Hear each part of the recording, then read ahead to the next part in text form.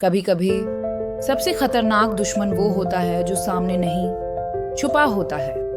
यह कहानी है एक ऐसे इंसान की जिसे लोग भगवान मान बैठे, एक ऐसे समाज की जो सच्चाई से भागता रहा, और एक ऐसे रहस्य की जो सब कुछ बदल देगा।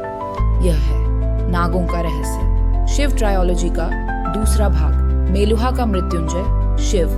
अब एक नया युद्ध लड़ने वाला है। उसके सामने है एक छाया जो सती पर हमला करती है और अंधेरे में गुम हो जाती है। कोई और नहीं, एक नाग। शिव की यात्रा शुरू होती है सच की तलाश में। नाग कौन है, दुष्ट प्राणी या बहिष्कृत लोग? और सबसे बड़ा सवाल, सती और नागों के बीच क्या रिश्ता है? काशी में शिव का सामना होता है एक योद्धा से, गणेश, मजबूत, तेज और नाग।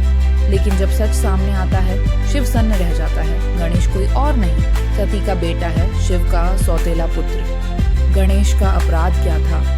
वह एक शारीरिक दोष के साथ जन्मा था। समाज ने उसे राक्षस बना दिया। एक बच्चे को त्याग दिया गया क्योंकि वह परिपूर्ण नहीं था। और फिर आती है काली, एक और नागिन, भयंकर और शक्तिशाली। वह कौन है? सती की जुड़वां बहन। उसे भी समाज ने ठुकरा दिया। शिव अब सवाल करने लगता है, अगर नाग बुरे नहीं हैं, तो असली बुराई कहाँ है? शायद व्यवस्था ही दोषी है, वो सोच जो भेदभाव पैदा करती है। शिव पहुंचता है पंचवटी, नागों का छिपा हुआ नगर, और वहां उसे मिलता है वो सच जिसे सालों से दबाया गया था।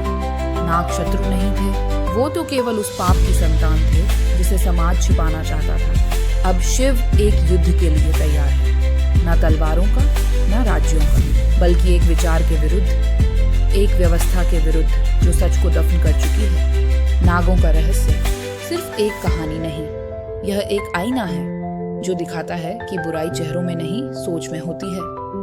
अब शिव की अगली लड़ाई होगी, अंतिम और निर्णायक। देखिए तीसरी और आखिरी किताब में, वायु पुत्रों की शपथ।